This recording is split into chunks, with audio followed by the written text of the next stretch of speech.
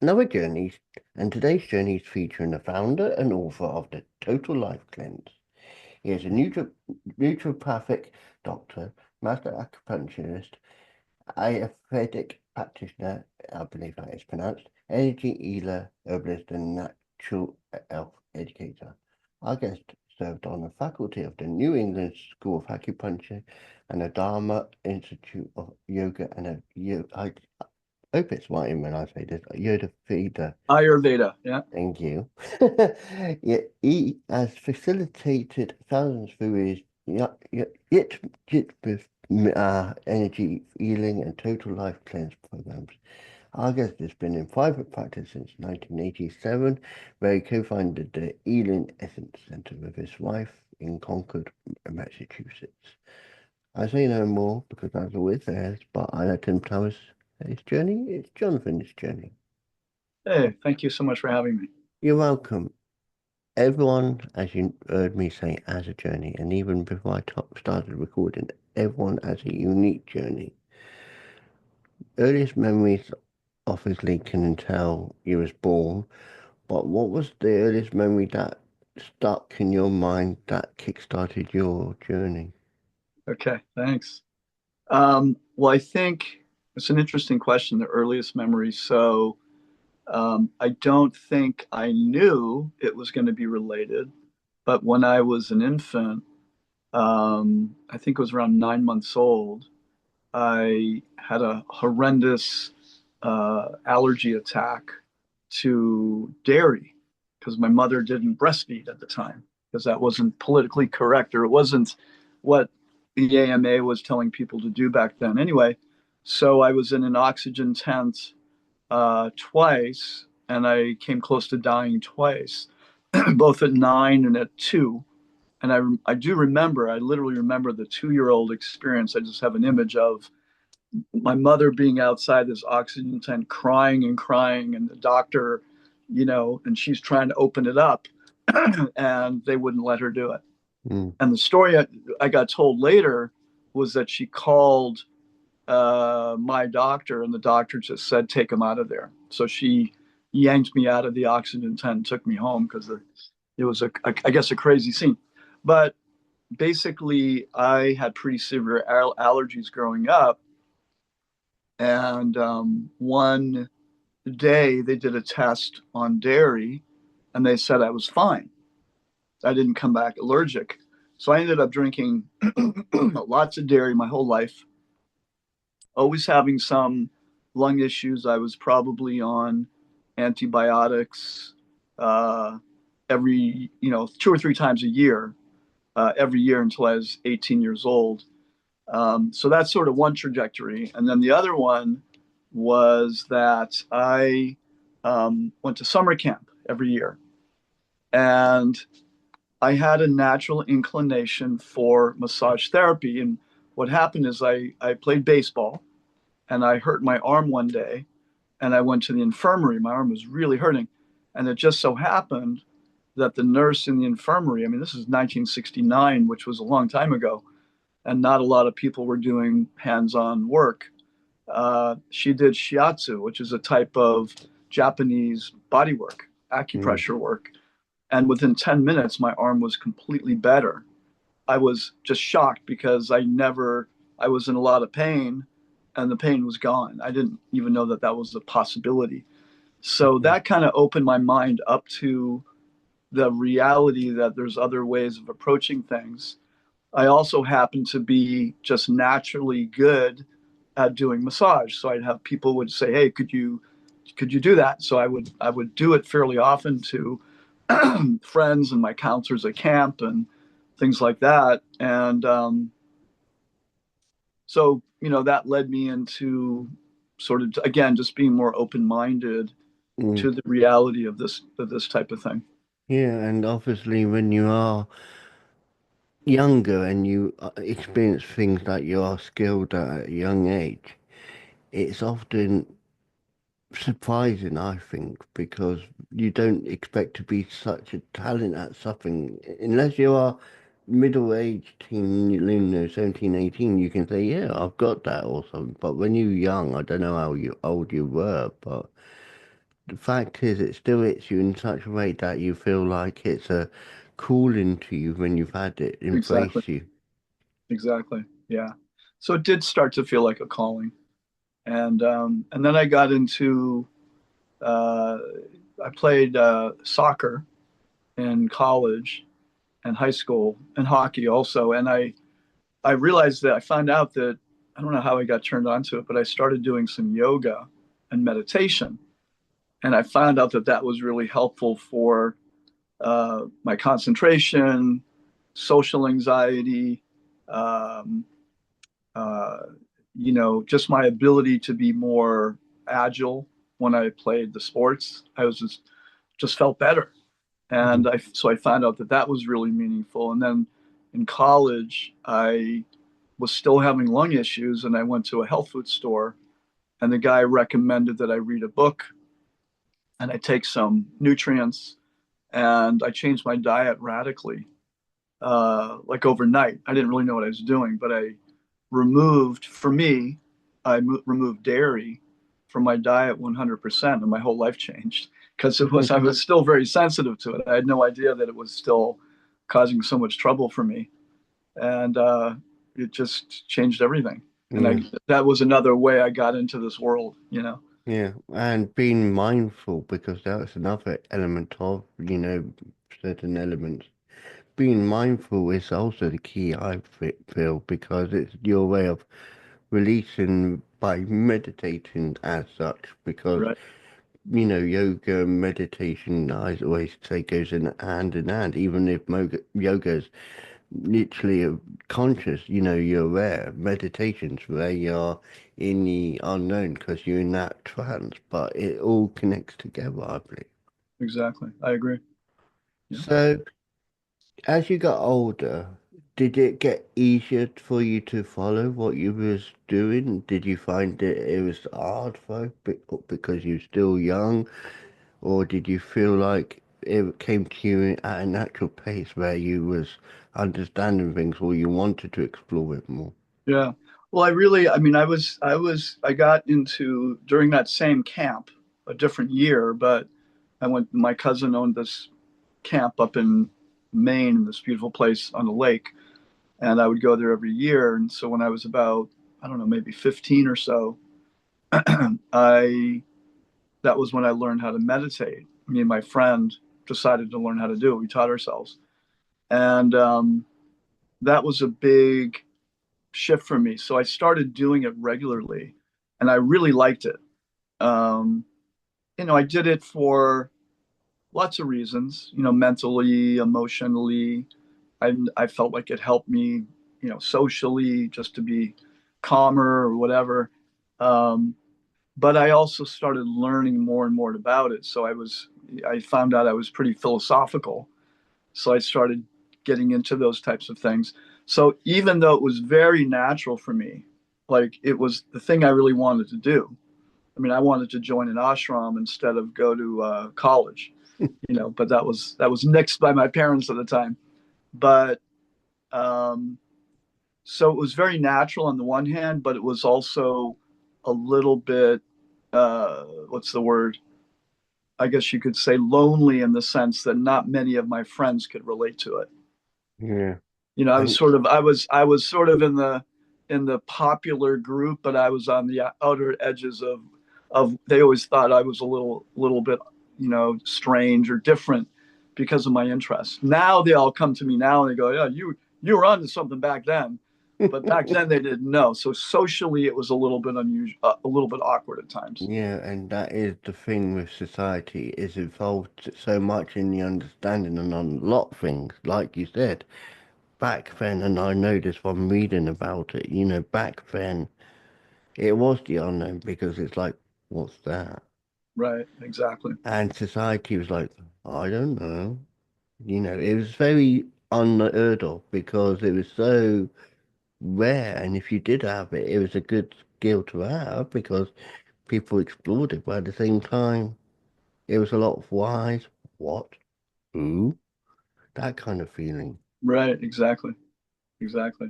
So going into the present, because the present obviously defined how you were from the early age. Did you feel like you had more success as you got older? Because obviously, from reading in the bio, you got now your business, you got, gone a long way in understanding yourself. Yeah, Do you feel like the attitude is improved as you got older? my attitude has improved. I would say my attitude has improved as I've gotten older, for sure. I still have my ups and downs, but I don't identify with them as much, and I don't get as stuck in them.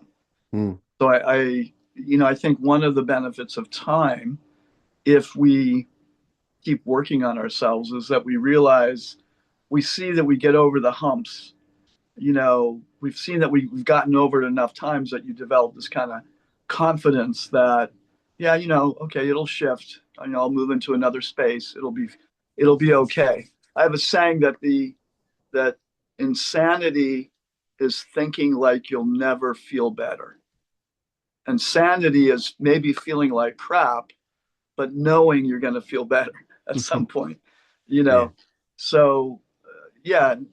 And so, yes. And so I've also developed a lot more confidence in this world that I do with the healing work, and it feels very aligned with me.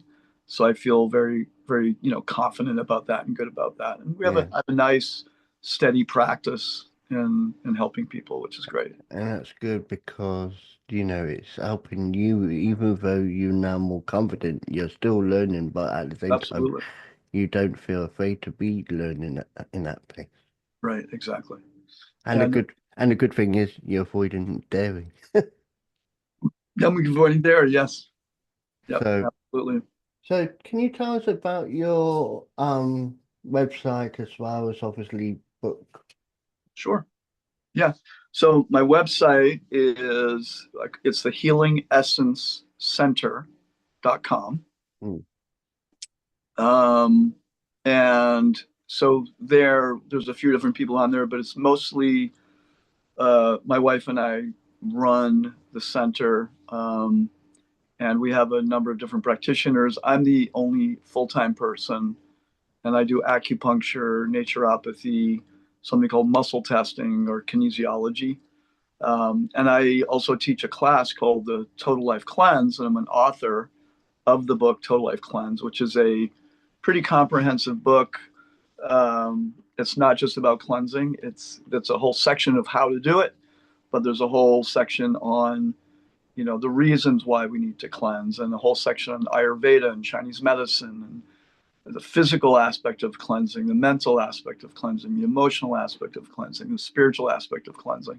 So all those are brought into the book. It's about 400 pages, but it's very easily written. It's meant to be written in a way that, if someone's very philosophical, that's great. But if also somebody's just coming to this kind of thing, it's written in a pretty friendly way, so most people find it an easy read at the same time. yeah, and those links will be in the description after the interview is uploaded. Great, thank you. No worries. So is there anything you'd like to tell us that we, as listeners or viewers, would want to hear? What would you like to say to people? Hmm. Gosh, there's so many things. I tend to, you know, start from the baseline. And the baseline for me is, diet, nutrition, and toxicity. So we're living in a world right now, and those things of there's a triangle. I call it stress, starved, and poisoned. Mhm. So, there's a sort of a very unique type of stress that's happening in many, many people's lives, both globally and locally. And much of the food has been contaminated, and the soil isn't what it used to be and is contaminated with pesticides, herbicides, especially in the United States, not as much in certain other countries. Unfortunately, well, fortunately for them, less fortunately for the United States. Um, so there's a lot of poisoning that's going on. The food doesn't have the nutrients in it like it used to, and there's a lot of stress. All those things interact with each. So more stress means less nutrients in the body. More poisons means less nutrients, or you need more good nutrients to offset the bad stuff. So, and all of that affects us not just physically in terms of disease, but also energetically, how much energy we have, also mental clarity, and even for those of us that are interested in more of a, you could say, spiritual component of life, all those toxins can interfere with even the glands in the brain, the pituitary, the pineal gland, getting calcified. So it impacts consciousness. So I kind of come at things from a foundation where, baseline is clean up your diet and reduce toxins. You know, start with that because you're just going to feel better. And then from there, you'll get more in touch with, who am I? What am I all about? Even emotionally, sometimes people, if they're eating a really toxic diet, they're going to be much more depressed than they Mm. have to be. I mean, or much less stressed, more stressed, or their brain might just not function as well as it could, what their potential is, because they're dealing with all kinds of toxins and bad blood, and the oxygen is not so good, and your blood is all clumpy due to all the toxins and heavy metals and you know junk foods and dyes and pesticides, and hormonally it screws people up. So there's so much we can do just to feel better, and then from there, yeah, focus on good diet, exercise, meditation, breathing, reading, inspiring literature, begin to wake up to who you are potentially as a human being. We all Yeah. have so much potential. So that Yeah. that would be my basic message. Yeah. And very briefly, because I'm trying to not go into the political side of it, Yeah. but do you believe supermarkets, especially, I'm not saying anyone in particular for legal reasons, but do you believe supermarkets are not doing enough to keep food safe in the aspect because it's treated so much by everything that is put onto it? Yeah. Well, I mean, I guess you could certainly say supermarkets, but the stream starts before them, which is the farms and the laws that allow certain things into our foods and things like that. So I mean, yeah, it would be great if there was a supermarket, but like we've even had, I guess I won't mention it here either. I don't know if we'll get in trouble, but one of the most popular whole food markets in America, um, has become so corporate now. They have all kinds of junk that 20 years ago they would have never imagined having on their shelves. So in that way, they've sold out, for the superfoods, for the junk, I mean, for the junk foods, for the pesticides, for the GMO, all that. They still have some so-called healthy stuff, but they sell things now that 20, 30 years ago you would have never seen on their shelves because they were doing what was right. Yeah, and Now that's they, what I'm, that's what no, I'm, that's what I'm alluding to. It's yeah, like you go to a supermarket, and like I said, I'm trying to not say names for that reason, but you go to a supermarket, you pick something up thinking, is that item? Because you think it's generally, oh, yeah, it's good. It's that. For example, chicken breast. yeah, You go and take it under the microscope, it's not actually chicken breast. There's more in that chicken breast than actually just the natural chicken. yeah, it's true. It's true. I Yeah. mean, yeah, and then take it even further. You go to some of these fast food places. Who knows what the heck is in there? Could be, yeah. Yeah, it Uh, could be anything. and Could be that's anything. very and that's me on a neutral opinion. Yeah, it could be anything, and that is the way we leave it because. Yeah, But it's just a curious question not to hear your opinion because obviously you, as you have got your own opinion, I've got my own opinion. I do support opinions and I like to encourage it. It's just when I know from people I know who've had experience, they like, that's not natural. And I know that because I've had people say, that's not natural. They go shopping, it's like, that's not natural. And it's like, yeah, how can you define natural then? And they said, you go through this, you go through this. You yeah, add, and they do have processes how they make it natural and they make sure it's natural. But at the same time, my ultimate thinking is how natural can they keep it? Because no matter what, even if it says it's 100% organic, it isn't. I believe it's not. Yeah. It's all relative right now, and there's so much, unfortunately, this is where it's unfortunate where there's because, the more powerful a company gets, the more, unless their leader has super integrity, which is kind of rare these days, then even organic isn't necessarily organic. It may be relatively better. Sometimes it's just cheating. Sometimes it's relatively better than something with pesticides, you know, um, with a lot of pesticides. But yeah, that's why we say if you can shop local and, go to your local farm. Some of like the local farms around here, they're not even registered as organic because they don't have the funds to do that, to go through that process. But they're more organic, or they're better than some of the more commercial organic farms. Yeah, I totally You know, understand that. And that's the yeah, same when I was living in England. You go to a farm shop, you know you're guaranteed. yeah, And yeah, that's yeah, what, and that's where I support the local farmers wherever you are, because the local farmers, they do a lot more than actually you would think than the actual person who goes to the shop and be a consumer. You go to a local farm shop, you get more chance of something tasting like what it's meant to. right. And plus, the soil is usually better. There's more nutrients in the soil. Yeah. Yeah, So, so it goes through a lot of changes. That's what I'm saying. You go to, like I said, you have a tomato, yeah, you know, tastes brilliant when you get it fresh. By the time you get it on the plate, yeah, that's not that. exactly. So just to end this interview, because obviously I know, we've got half an hour. What would you say to people to inspire them on their mental well-being in, being energized, being naturally them to help them carry on believing in their journey? That's a great question. Again, first of all, clean up your diet. If you're eating a lot of, conventional wheat, too much dairy, too much sugar, too much alcohol, all of those things, give your body a break because the body's intelligent, and there's definitely a body mind connection. And, you clean things up, you clean the vessel, and the vessel, the energy flows better, and the mind will feel better, the body will feel better. So that's really important.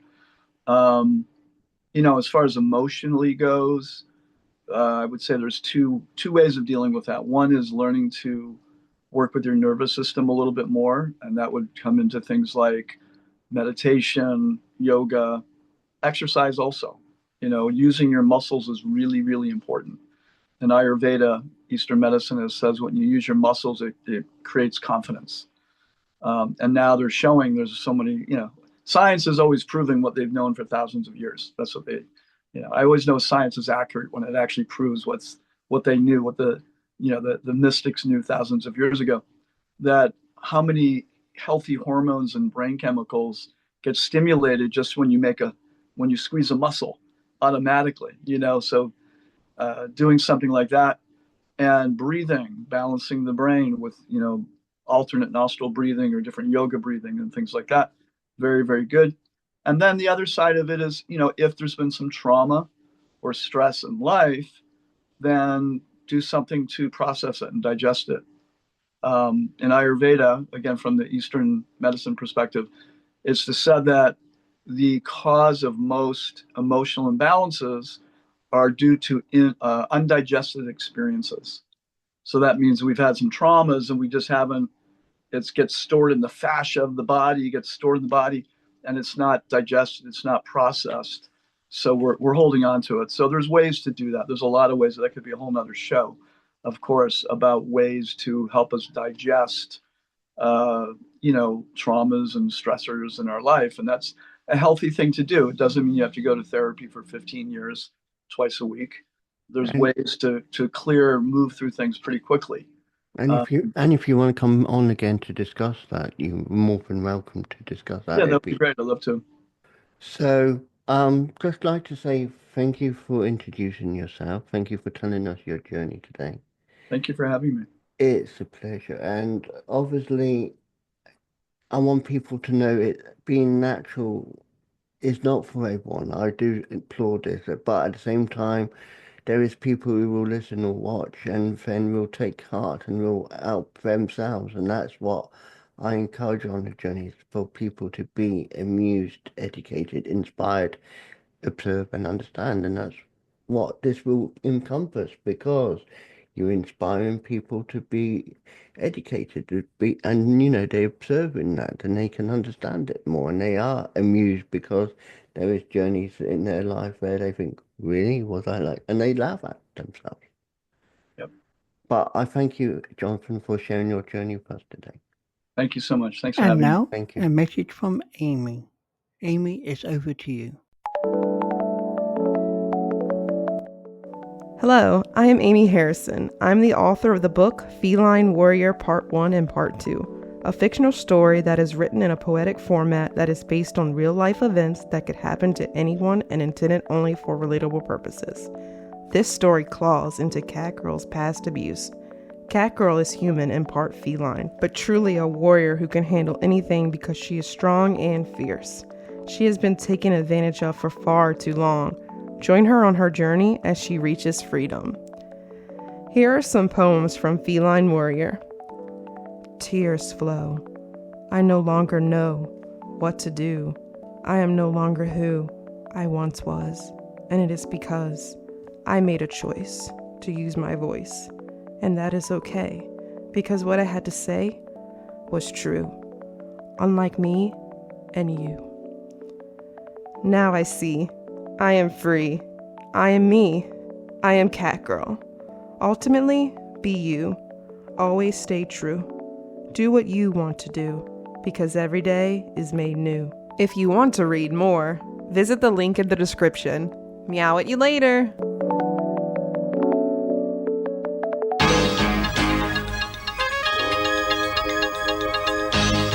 The Journey podcast explores stories of personal growth, challenges, and life-changing moments. Each episode dives into unique experiences, offering insights and inspiration for listeners navigating their own paths. I believe everyone has a story worth sharing. If you'd like to share your journey with David and others, email your story to wisewords1983@reborn.com, and it may be featured in a future episode.